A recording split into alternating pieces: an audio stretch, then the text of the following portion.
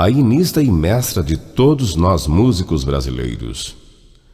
O cântico reflete a fé, as tradições, os valores, as preferências, as doutrinas, os rumos e a espiritualidade de cada um de nós.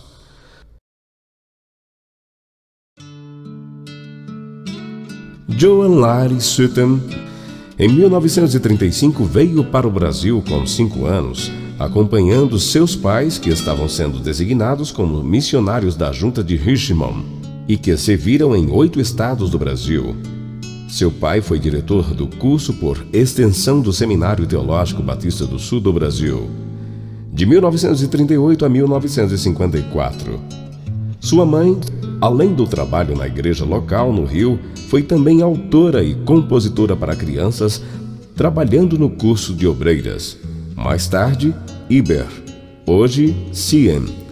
Estudou nos colégios batistas de Belo Horizonte e do Rio de Janeiro até o 2º grau, voltando para os Estados Unidos para estudar licenciatura, pedagogia em violino, mestrado em música sacra e bacharel em letras e literatura inglesa e francesa.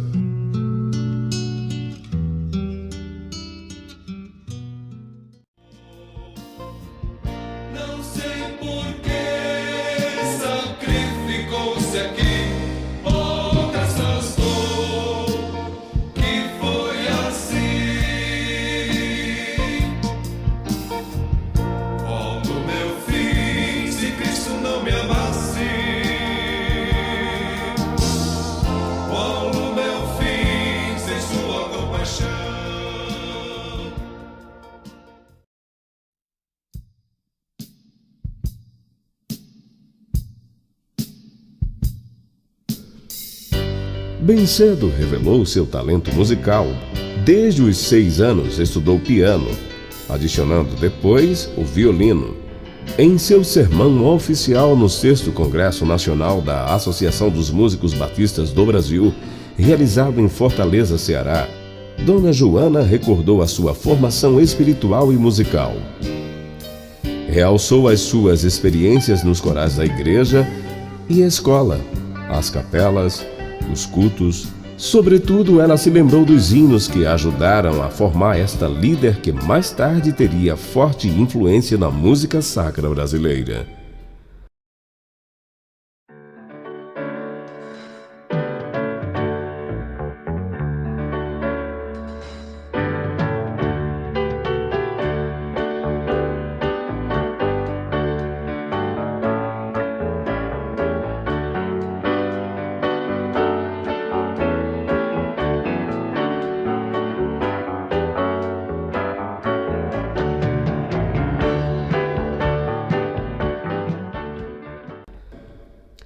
Muito cooperou com a AMBB, Associação de Músicos Batistas do Brasil, e em 1987 foi designada pela Convenção Batista Brasileira como a coordenadora do projeto HCC, que não era mais um inário, mas um projeto com 5 volumes para o auxílio às igrejas batistas brasileiras para apoio e uso no culto cristão. Um inário com harmonização em vozes, soprano, contralto, tenor e baixo. Um com cifras para violão, um sem música e um só com letras grandes. Um facilitado com 80 hinos do HCC e com notas históricas sobre todos os hinos do HCC. Autores, compositores, tradutores e arranjadores. Conviver com ela nas mesas lotadas de inários de diversos países e denominações, manuscritos, rascunhos, com sua disciplina, fé, perseverança e metodologia de trabalho, foi uma pós-graduação para todos da comissão do projeto HCC. Nós, seus alunos, sentíamos grande orgulho de sentar com a mestra em volta da mesa de trabalho.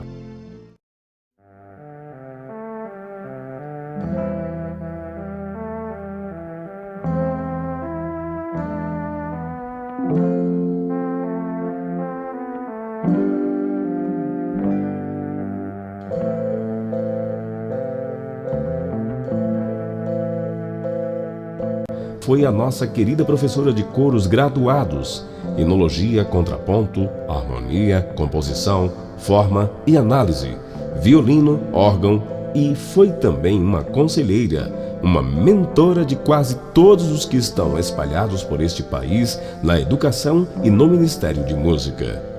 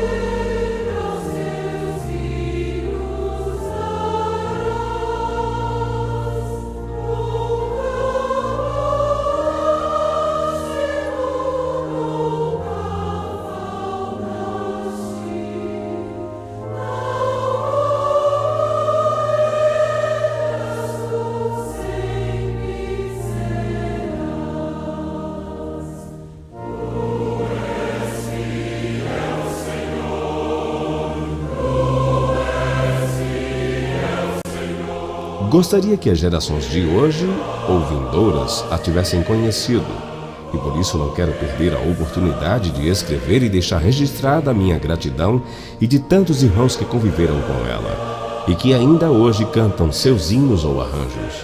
Ao Senhor seja a glória e a honra por sua vida preciosa.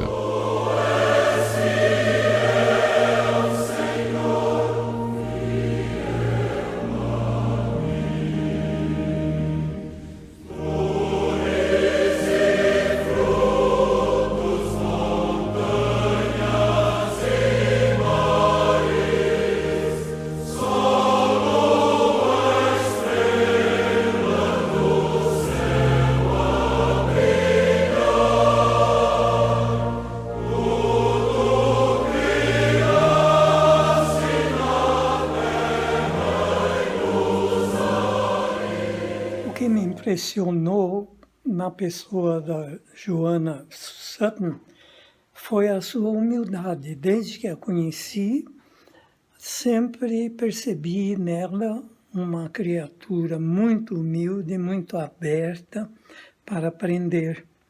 Um dos fatos que me chamou a atenção logo que a conheci, ela me chamou ao Rio de Janeiro para conversar sobre a tradução de hinos do inglês para o português. Ela estava iniciando esse tipo de trabalho no Ministério da Música e sabia que eu estava envolvido nisso há diversos anos e tinha alguma experiência.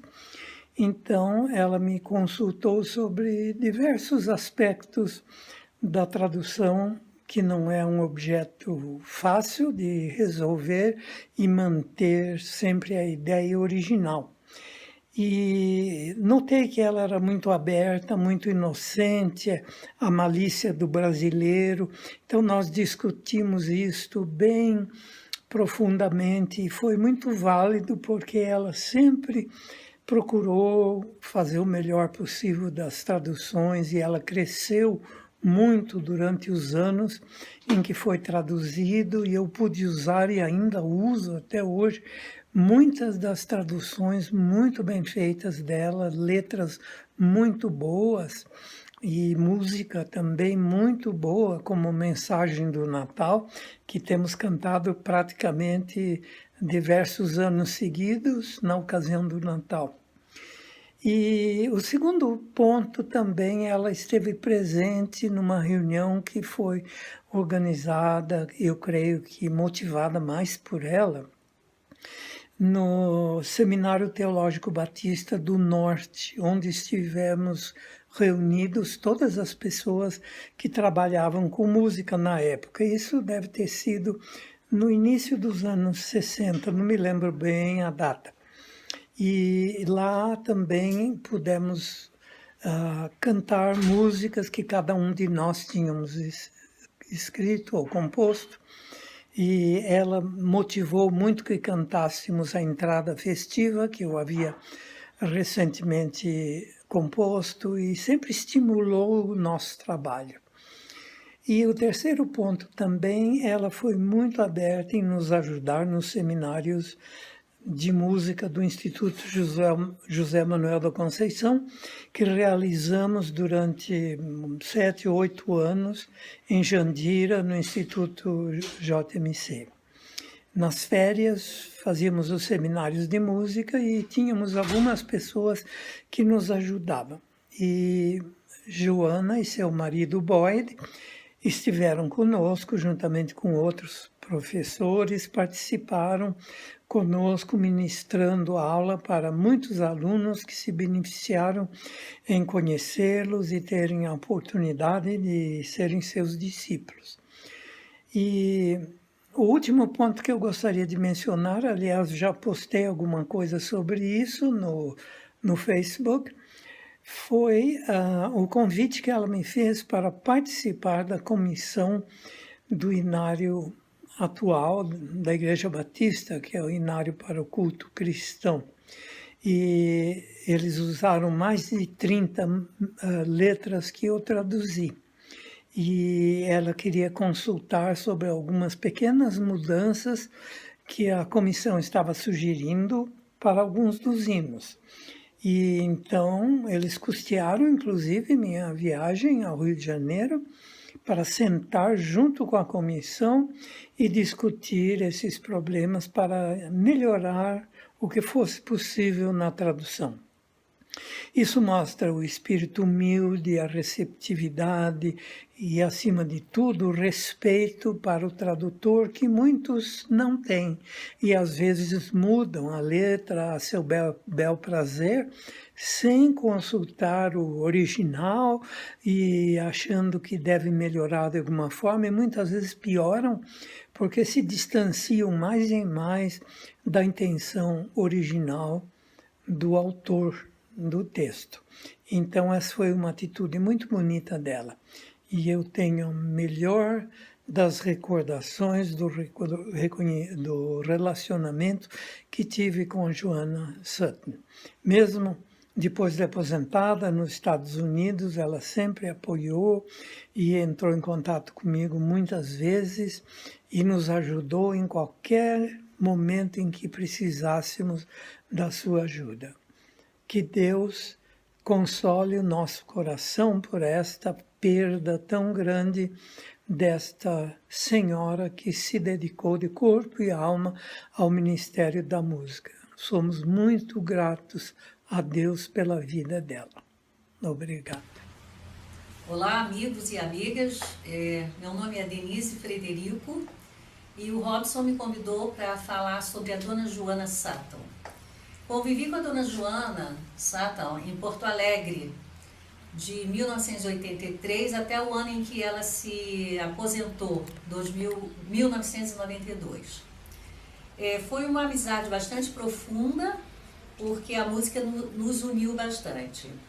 Em princípio não éramos da mesma igreja, mas logo depois eu fui para a igreja dela, que era a Igreja Batista de Monte Serrat, onde trabalhamos juntas com corais, tocando piano, etc.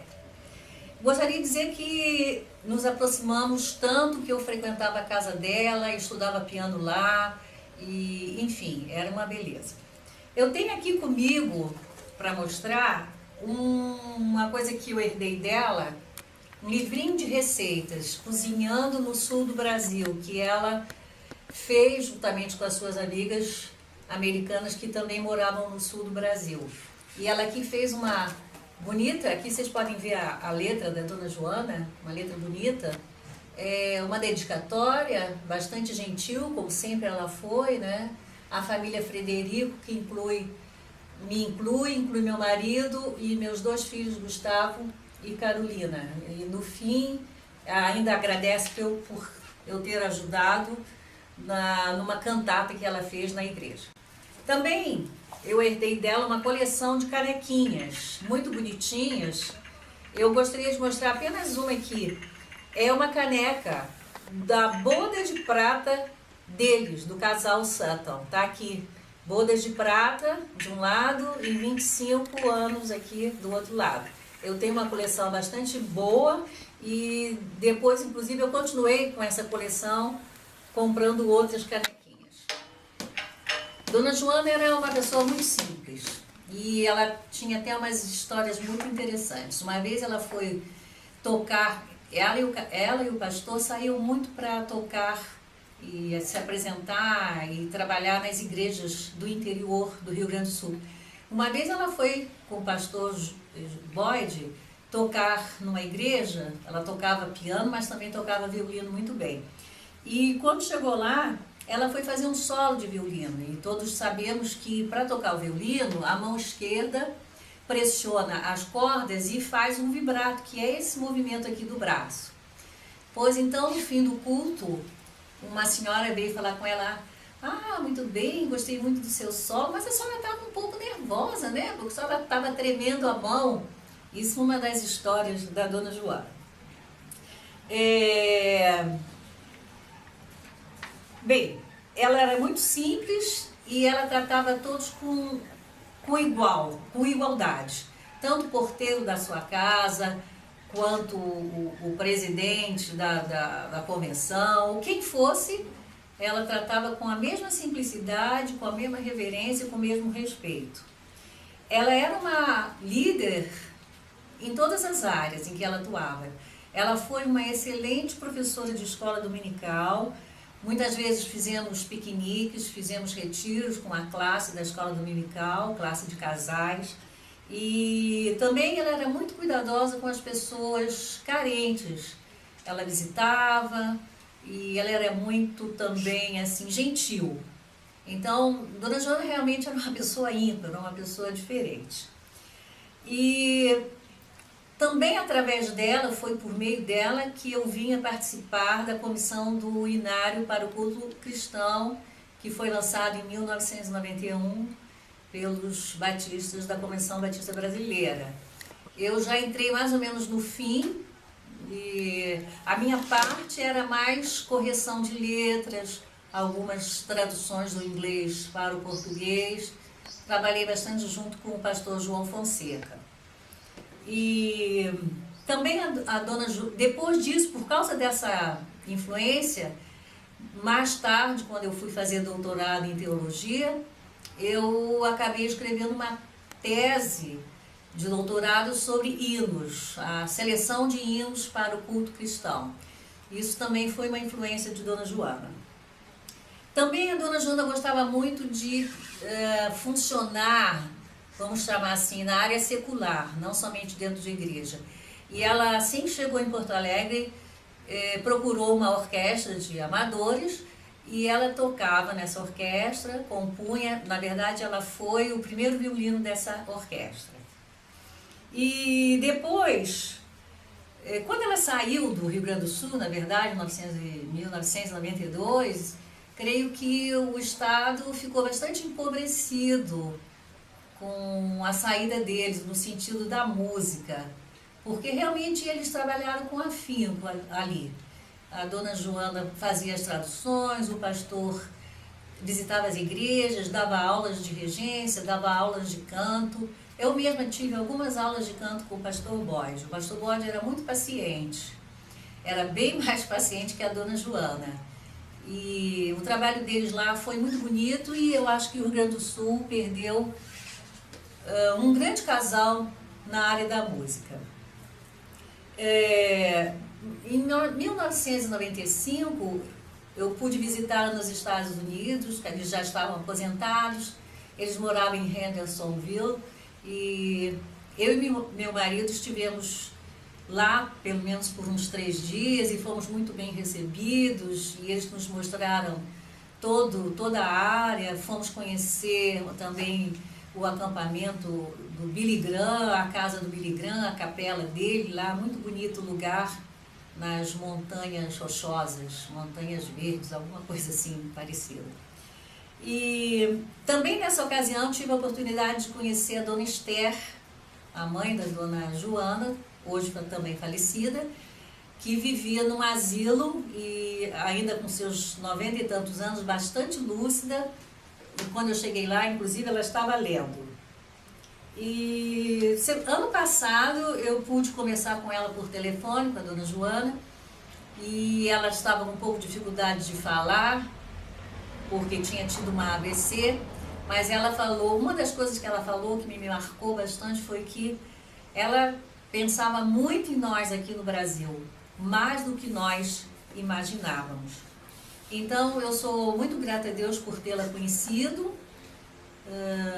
Não a conheci no Rio, embora também eu seja do Rio de Janeiro, não a conheci lá, porque eu não fiz música sacra, eu acabei fazendo só a Escola Nacional de Música, bacharelado em piano, depois eu fui para o Rio Grande do Sul, fui ser professora na universidade lá no Rio Grande do Sul. Então, a Dona Joana foi importante para a história dos batistas no Brasil, a história dos batistas no Rio Grande do Sul, e também foi muito importante na minha vida e da minha família. Seremos eternamente gratos à Dona Joana pela sua contribuição em solo brasileiro.